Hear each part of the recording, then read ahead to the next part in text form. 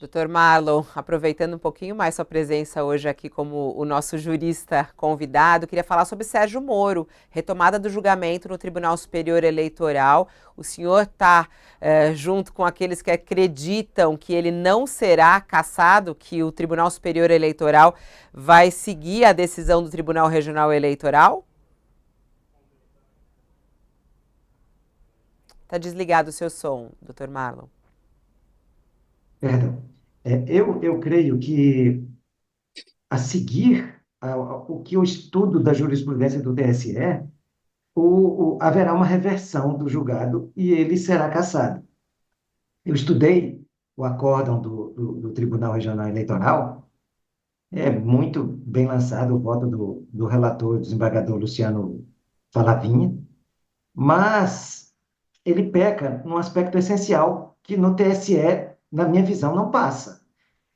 Diferentemente do que eu fiz há pouco, né, com o julgamento sobre o José Dirceu, que eu lavei as mãos e não quis propor um possível resultado, eu acho que o TSE tende a cassar pelo seguinte: não houve a rejeição de nenhuma prova que tenha sido apresentada. Sim, não se disse que um valor que tinha sido atribuído a um gasto na campanha não tenha sido feito, não tenha sido realizado efetivamente. Então, não foi sobre isso o julgamento. Foi basicamente, e aqui eu vou ler até um trecho do voto do relator, lá no Paraná, é o seguinte: para que fosse possível concluir que o investigado extrapolou o limite de gastos, porque usou da frustrada candidatura presidencial para se cacifar para o Senado, era imprescindível que, desde o início, a intenção fosse concorrer no estado do Paraná. Acontece que essa intencionalidade simplesmente não é exigida pela lei. O abuso de poder, ele se avalia objetivamente, não é subjetivamente. Não há a necessidade de se demonstrar que o candidato sabia, tinha o propósito tal. A questão é verificar, no caso concreto, de forma objetiva, que impacto teve o acesso a um valor não previsto na efetiva candidatura, não no sentido de resultado, de número de votos, mas aquilo foi algo eleitoralmente relevante, não tem nada a ver com intencionalidade. A lei não exige isso, está lá na lei de inelegibilidade, no artigo 22, não há essa exigência, e a jurisprudência do TSE é tranquila. A lei usa a seguinte expressão: a cassação do candidato, entre aspas, candidato beneficiado. Então, o candidato, às vezes, pode ser um ato até de terceiro, só para ter uma ideia. É frequente que hajam cassações no TSE em virtude de atos que nem foram praticados pelo candidato, mas que o beneficiaram.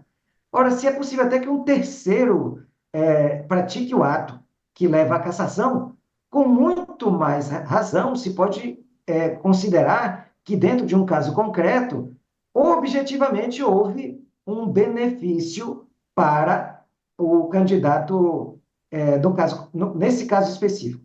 O que, a meu ver, houve. E, nesse sentido, aí eu queria voltar a citar aqui o ministro, o desembargador José Rodrigo Sade abriu a divergência lá e foi seguida pelo desembargador Jacó Júnior.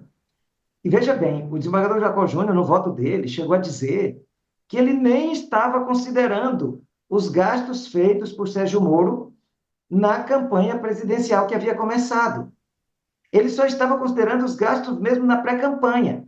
E ele concluiu que o gasto foi correspondente a um pouco mais de 20% do valor total. O que é muito grave, porque a pré-campanha não é momento de fazer gastos excessivos. E aí ele fez uma comparação. Foi o mesmo caso da senadora Selma, lá do Mato Grosso, Selma Arruda.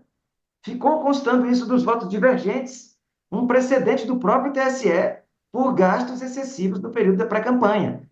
Aqui eu entendo, não é a discussão ideológica sobre se o Moro julgou corretamente ou não o Lula ou quem quer que seja, e nem está em discussão a postura dele na condução da Lava Jato, que é algo extremamente discutível, como bem lembrou aqui o Sakamoto. O fato é que O que está sendo discutido aqui é o que a legislação eleitoral diz sobre regras a serem observadas na pré-campanha.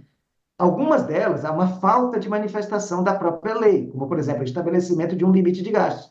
Mas isso, a jurisprudência do TSE fez, em diversos casos concretos.